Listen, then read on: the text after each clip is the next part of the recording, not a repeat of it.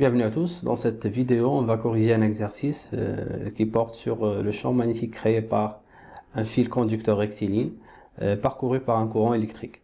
Donc, je vous laisse avec l'énoncé tout d'abord et je vous conseille de faire l'exercice en premier avant de consulter les éléments de réponse que je vous propose. Donc, voilà, on commence. Dans un premier temps, on vous demande de décrire les lignes de champ magnétique créées par le conducteur rectiligne. Donc voilà le conducteur rectiligne qui traverse une plaque de plexiglas. Donc le plexiglas, tout simplement, c'est du plastique qui est transparent. Ça ressemble au verre.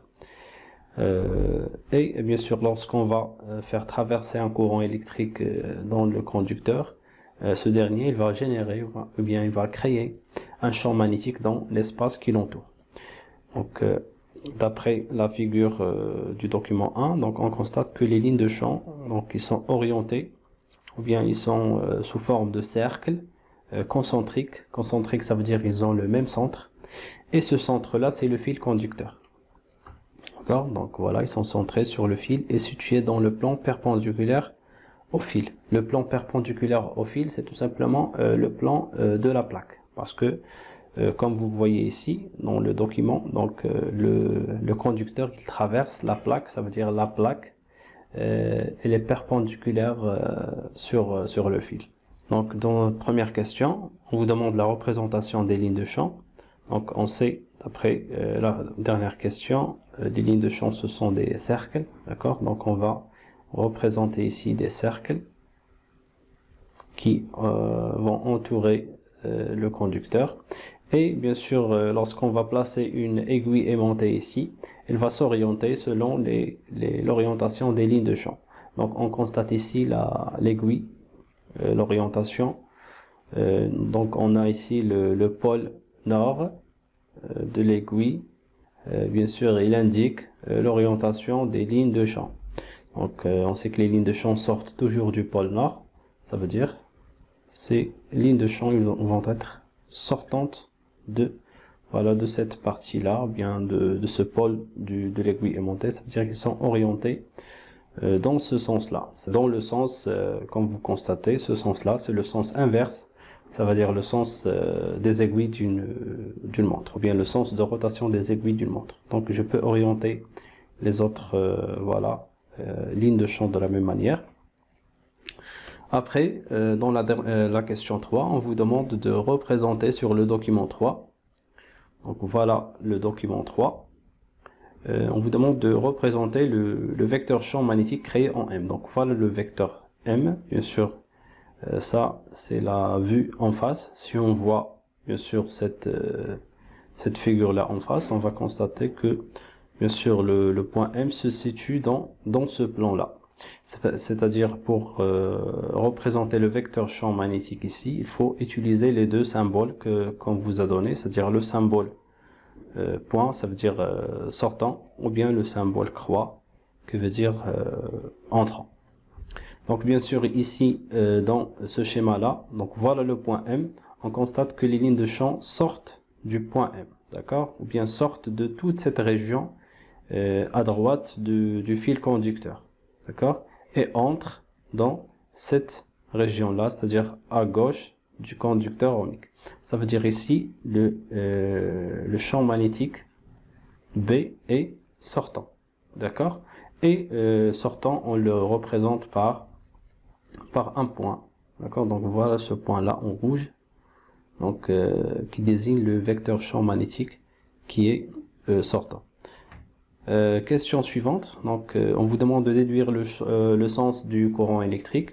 Donc pour ceci on peut utiliser la règle de la main droite. Donc voilà, donc voilà le fil conducteur. Donc le pouce il indique le sens de I, d'accord, et les doigts ils vont indiquer l'orientation des lignes de champ. Donc on va orienter les doigts, d'accord, de la main de la même façon que ces lignes de champ.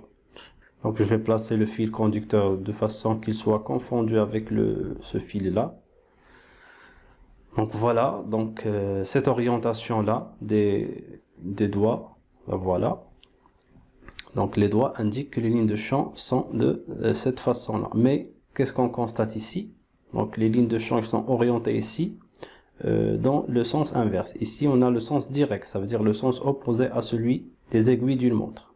Donc, je tiens à vous rappeler que l'on appelle le sens direct le sens inverse de rotation des aiguilles d'une montre, d'accord? Et le sens inverse, c'est le sens de rotation des aiguilles d'une montre. Donc, on a ici des lignes de champ qui sont orientées dans le sens inverse, ça veut dire le sens des aiguilles d'une montre. Mais les doigts ici, il indique le sens, bien sûr, opposé, c'est-à-dire le sens direct. Donc, qu'est-ce qu'il faut faire? Il faut inverser la main. Donc, voilà. Et dans ce cas, on constate que les doigts indiquent bien, d'accord, cette orientation. Les doigts sortent de cette région-là, d'accord, et entrent dans cette région-là. Donc, on a bien le sens des lignes de champ qu'on a ici. Et on va constater que le pouce, bien sûr, il indique ce sens-là, c'est-à-dire vers le bas.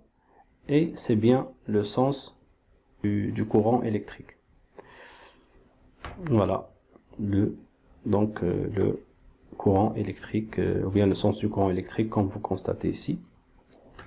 On passe à la question suivante. Donc, on vous demande de décrire ce qui va se passer si on inverse le sens du courant électrique. D'accord? Donc, bien sûr, si on inverse le sens du courant électrique, on sait que le vecteur champ magnétique dépend du sens de I. Si on inverse I, le vecteur champ magnétique va être inversé également. Ça veut dire les lignes de champ vont être inversées et par conséquent, cette aiguille-là, d'accord, que vous voyez ici, va changer de sens également. C'est-à-dire son sens va être inversé. C'est-à-dire qu'on va avoir le pôle nord à la place du pôle sud et le pôle sud à la place du pôle nord. Question suivante. Donc, calcul de l'intensité du champ magnétique P. Donc, on va utiliser la relation que vous avez dans le cours, qui est P égale à mu0 fois I sur 2pi fois D. Et on va remplacer chaque grandeur par, bien sûr, par sa valeur. Donc, on a I, on a D, la distance qui sépare M du fil électrique. Donc, voilà. Et après application numérique, on trouve que c'est égal à 2,5 10 puissance moins 6. Donc, on peut laisser comme ça, ou bien on peut simplifier cette écriture et on écrit directement 2,5 micro-Tesla. Donc, micro-Tesla, ça veut dire 10 puissance moins 6. Tesla, bien sûr. Question suivante. Donc, calcul de l'intensité, de la distance D' séparant le point P du fil.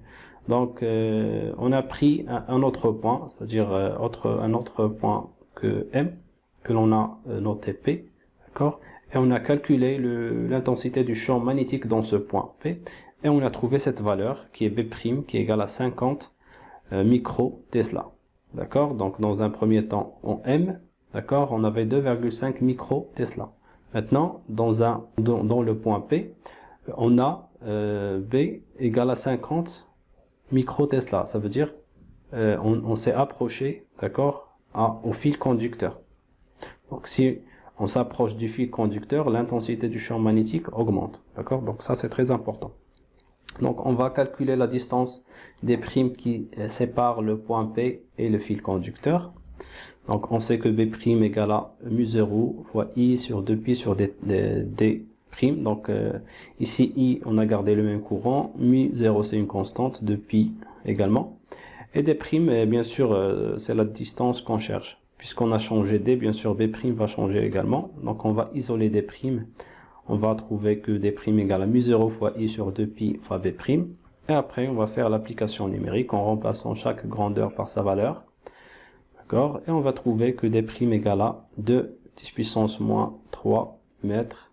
Ça veut dire que c'est égal à 2 mm. Donc, vous voyez bien que la distance D' est inférieure à la distance D. Donc, la distance D.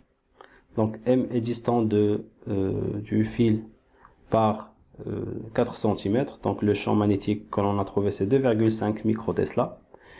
Mais lorsqu'on s'approche, ça veut dire lorsque la distance devient 2 mm, lorsqu'on s'est approché ici, à peu près ici, donc le champ magnétique devient, ou bien l'intensité du champ magnétique devient 50 micro-Tesla. Donc ce qui est bien juste. Donc lorsqu'on s'approche du fil conducteur, le champ magnétique devient plus intense. Donc voilà, c'est tout pour cet exercice. J'espère que c'était clair pour tout le monde. Très bon courage à vous et au revoir.